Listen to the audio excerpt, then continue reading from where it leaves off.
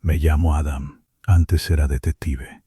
En este canal hablo de casos que se me quedaron grabados, no por el crimen en sí, sino por la gente involucrada.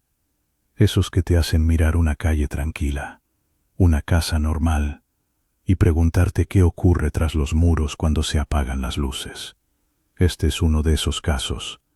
No fue un asesinato, fue un robo.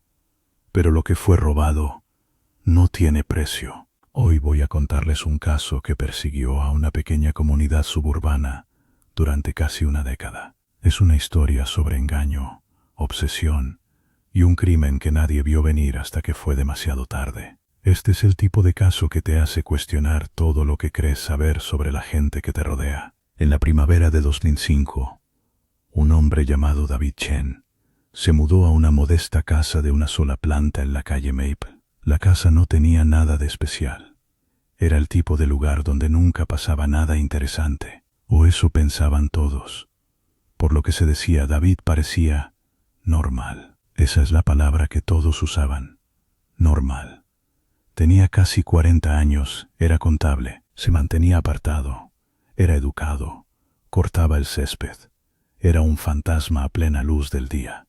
Pero los vecinos luego nos contaron algo que me heló la sangre.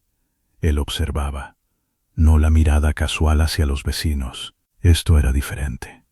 Se quedaba parado en su jardín durante horas mientras la luz se desvanecía, vestido con ropa oscura, inmóvil. Se sentaba en su porche con una taza de café fría, simplemente observando, y escribía en cuadernos. Pequeños libros encuadernados en cuero que llenaba con notas meticulosas. Los encontramos después. Horas, fechas, matrículas de coches, qué niño pertenecía a qué casa, horarios de trabajo, días de compra. Era un registro de vidas mundanas. Pero para una familia se convirtió en un plano. La familia Morrison vivía 3 puertas más abajo. Una madre, un padre, 2 niños, completamente normales. Para David Chen, eran una obsesión. Conocía sus rutinas con una precisión clínica. Sabía cuándo Catherine, la madre, salía para sus turnos de enfermería. Sabía cuándo el padre Michael volvía a casa. Sabía el horario de entrenamiento de fútbol de los niños al minuto. Durante 3 años, documentó su existencia. Y la parte aterradora, nadie se fijaba en él. Había perfeccionado una especie de invisibilidad social. Era el hombre que nadie recordaba haber visto. Entonces, los regalos empezaron a aparecer en el jardín de los Morrison. Un coche de juguete, una bicicleta oxidada, cosas que los niños al principio ignoraron, pero luego se volvieron personalizados. Una figura de acción específica que le gustaba a Tyler. Una pulsera exactamente del tamaño de Emma. Fue entonces cuando el miedo empezó a colarse. Alguien los conocía. Catherine, la madre, empezó a notar otras cosas. Pequeñas violaciones casi imperceptibles. Una cerradura de una puerta en una posición diferente a la que ella juraba haberla dejado.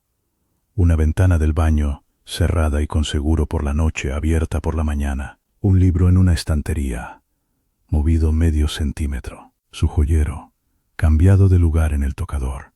Se lo contó a su marido. Él al principio era escéptico. Cualquiera lo sería. Suena a paranoia, pero Catherine era enfermera, sensata, orientada a los detalles. Lo sentía en sus huesos. Alguien había estado dentro de su casa. Instalaron cámaras, cambiaron las cerraduras. La sensación nunca se fue. Ella la describía como un temor constante, de baja intensidad, como un sonido justo por debajo del umbral auditivo. La santidad de su hogar se había esfumado. La ruptura llegó un miércoles por la tarde. Catherine volvió a casa de hacer un recado en la farmacia y encontró su puerta principal sin llave. Estaba absolutamente segura de haberla cerrado. Esta vez no entró. Nos llamó. Cuando los agentes entraron, encontraron a David Chen sentado tranquilamente al borde de la cama de Catherine, con las manos en el regazo, simplemente esperando. No ofreció resistencia. Estaba casi sereno. En el interrogatorio, fue inquietantemente franco. Nos dijo que había estado dentro de la casa de los Morrison más de 40 veces, solo en el último año. Podía moverse por ella en la más absoluta oscuridad. Había leído el diario de Catherine. Había manipulado los juguetes de los niños. Había tocado su ropa. Había vivido una vida secreta dentro de sus paredes, y hablaba de ello con el interés desapegado de un investigador catalogando especímenes. No había ira, ningún motivo sexual que pudiéramos encontrar. Solo una necesidad abrumadora, total, de conocerlos, de ser, a su manera retorcida, parte de sus vidas. La ley, pronto descubrimos, no tenía un buen cajón donde meterlo. Allanamiento de morada. Robo, aunque nunca se llevó nada. Acecho, los cargos parecían insuficientes. Fue condenado a 3 años.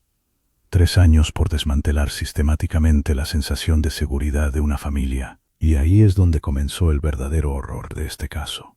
Después de que el juez diera el martillazo, la familia Morrison nunca se recuperó. Catherine desarrolló un trastorno de ansiedad severo. No podía dormir con la luz apagada. Revisaba las cerraduras de forma compulsiva. La habitación principal se convirtió en un lugar de violación. Se mudó a una habitación de invitados. Los niños quedaron traumatizados. El niño tenía pesadillas. La niña se negaba a dormir en casa.